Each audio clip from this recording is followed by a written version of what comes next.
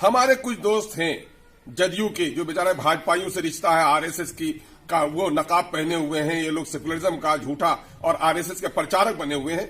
उन बेजमीर लोगों के लिए भी है, वो हम पर इल्जाम लगा रहे हैं कि साहब अपोजिशन के लोग, एमआईएम के लोग कह रहे थे कि मजदूरों को पास लाओ, मजदूर वापस आए तो बीमारी आई। ये मजदूर हमारे सबसे बड़े कीमती सरमाया है। इन मजदूरों के हित में कल भी हम खड़े थे और आज भी खड़े हैं।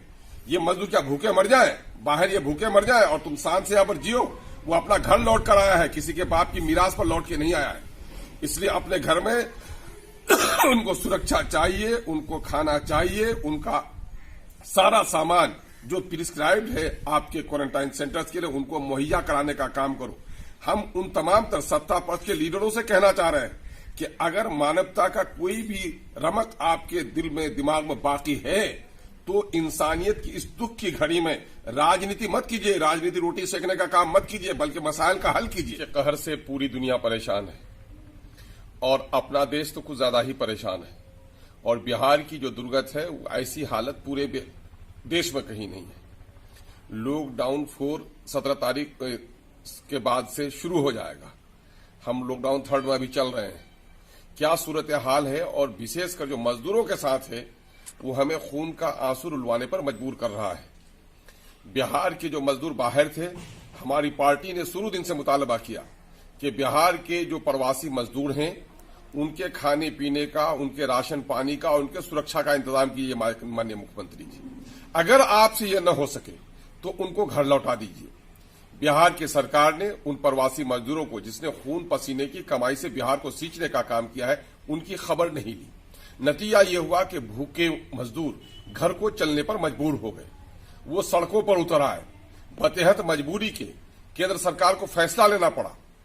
नीतीश कुमार जी यूपी के योगी सरकार के जरिए से अपने मजदूर और छात्रों को बुलाने की मुखालफत कर रहे थे, लेकिन जब केंद्र ने फैसला कर दिया तो नीतीश जी भी बादिले नखासा तैयार हुए और अपनी कारकर्दगी का और अपनी तरक्की का ढोल पिटवाने वाले प्रचार मंत्री नीतीश कुमार जी, अब इनका पोल खुल रहा है। अब जो लोग लौट के आ रहे हैं, तो इन्होंने जितने भी क्वारंटाइन सेंटर्स बनाए हैं, उनकी व्यवस्था कहीं भी दुरुस्त नहीं है। हमारे ये कीमती सरमाया, ये जो हमारे मजदूर बाहर से लौट के आ रहे हैं, यही है जिन्होंने हीरे मोती से बस्ती को नवाजा, घर के छप्पर को उसने बदला। बिहार की तरक्की में उसका बड़ा योगदान है। लेकिन आज जो वो लौट के आ रहे हैं, बहुत ही महदूद पैमाने पे उनका हाल जेल के कैदियों से बुरा है। और जितने भी क्वारंटाइन सेंटर्स हैं, वो सारे नाकाम हैं और फेल हैं। वहां लोगों को सोशल डिस्टेंसिंग की बात कही जा रही है, लेकिन वहां खुद ही एक एक छोटे छोटे कमरे में 15-20 लड़कों को रखा जा रहा है, 15-20 मजदूरों को रखा जा रहा है। टॉयलेट का इंतजाम नहीं है, खाने का इंतजाम नहीं है, रात को बिजली का इंतजाम नहीं है, मच्छरदानी का इंतजाम नहीं है, पीने का सही पानी उनको नहीं मिल रहा है। तरह तरह की परेशानियों से जूझ रहे हैं।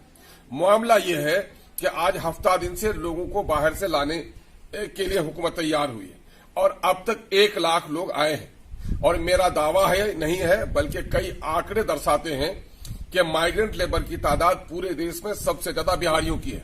आप जहां भी चले जाएं, चाहे आप सूरत चले जाएं, चाहे अहमदाबाद चले जाएं, गुजरात के दूसरे इलाकों में चले जाएं, बंबई में चले जाएं, पंजाब में चले जाएं, हरियाणा में चले जाएं, तमिलनाडु में चले जाएं, इन तमाम तर जो औद्योगिक शहर हैं, कर्नाटका में चले जाएं, वहां अगर सबसे ज्यादा मजदूर कहीं का मिलेगा तो बिहार का मिलेगा।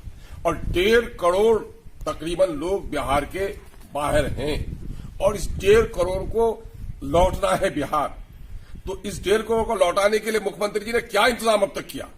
एक तो यह है कि बाहर में रहकर ये डंडे खाए पुलिस के, भूखे हैं, रो रहे हैं, उसकी कोई खबरगिरी आपने नहीं की। आपकी चतुराई तो इसमें होनी चाहिए थी कि जहां ये मजदूर काम कर रहे थे, उनके खान पान की व्यवस्था आप कर दिए होते तो ये मजदूर घर लौटने पर मजबूर नहीं होते। इसने अपना मन बना लिया था। लेकिन जब वो बाहर में डंडे खाए और भय के वातावरण में जीने लगे, भूख से रहने लगे, तो घर आने पर वो नाहक बेचारे मजबूर हुए हैं। और जब घर आए हैं तो उनके साथ आप कैदियों का सलूक कर रहे हैं। और जो रफ्तार है, जो अभी आपकी माननीय मुख्यमंत्री जी, आपकी जो अभी मीटिंग हुई है प्रधानमंत्री जी से, आपके दिल की बात फिर भी सामने आ गई है। जब बात चली मुख्यमंत्रियों की मीटिंग में प्रधानमंत्री की कि लोगों को लौटाने की, तो आपने कहा कि ट्रेन का चलाना अभी जल्दबाजी होगी। इसके माने आज भी बिहार के मजदूरों को आप लौटाने पर तैयार नहीं है।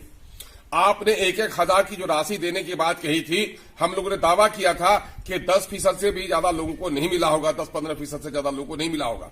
पूरे बिहार के 1.5 करोड़ मजदूरों में सिर्फ 28 लाख मजदूरों को 1,000 रुपए दे पाए हैं। और ये 1.25 करोड़ को अब तक आपने फूटी कौड़ी नहीं दी है। और अब तक आपने हफ्ता दिन के प्रयास में 1 लाख लोगों को लौटाया है। 1 लाख। और बिहार के 1.5 करोड़ प्रवासी मजदूरों के लिए अगर ट्रेन चलाया जाए, 1250 लोग अगर एक ट्रेन पर आते हैं तो आपको 12,000 ट्रेन चलानी पड़ेगी। अगर सीमांचल के जो हमारे 8-10 लाख लोग बाहर हैं, अगर इनको आप सीमांचल लौटाते हैं तो इन 10 लाख लोगों के लिए आपको 1200 ट्रेन चलानी पड़ेगी। और अगर आप इन 10-15 लाख लोगों को लिए, और अगर किशनगंज के जो हमारे 3 से 4 लाख लोग बाहर हैं, तो इनको लौटाने के लिए भी आपको 320 ट्रेन चाहिए। 320 ट्रेन किशनगंज जैसे छोटे जिला के लिए अगर चाहिए तो पूरे बिहार के लिए जब 12,000 ट्रेन चाहिए था, वहां इन कई दिनों में कितने ट्रेन आपने बुलाए हैं? आप 1 लाख से कम ही लोगों को अभी लाए हैं और आपका पोल खुल गया है। इसलिए माननीय मुख्यमंत्री जी, ये देश, ये राज्य किसी की पैतृक संपत्ति नहीं है। ये जनता की अमानत है जिस कुर्सी पर आप बैठे हुए हैं, जिनके वोट से आपने सरकार बनाने का काम किया है। और आप कल तक कहते थे कि बिहारी अब बाहर कहते हैं शान से कि हम बिहारी हैं। यही बिहारी जो डंडे खा रहे हैं, यही बिहारी जो भूखे रह रहे हैं, यही बिहारी, यही सम्मान दिया आपने। आपके क्वारंटाइन सेंटर्स में भी आज पुलिस के डंडे की बुनियाद पर उसको चुप किया जा रहा है। उनके परिजनों को बोलने नहीं दिया जा रहा है। आपके दलाल लोग जाकर वहां चमचागिरी करते हैं और मीडिया के लोगों को आपने रोक दिया है। मीडिया को क्यों रोका? ऐसी घड़ी में मीडिया को हर जगह इजाजत मिली है। मीडिया को इजाजत दीजिए, मीडिया कर्मियों को इजाजत दीजिए, सोशल डिस्टेंसिंग को सामने में रखते हुए।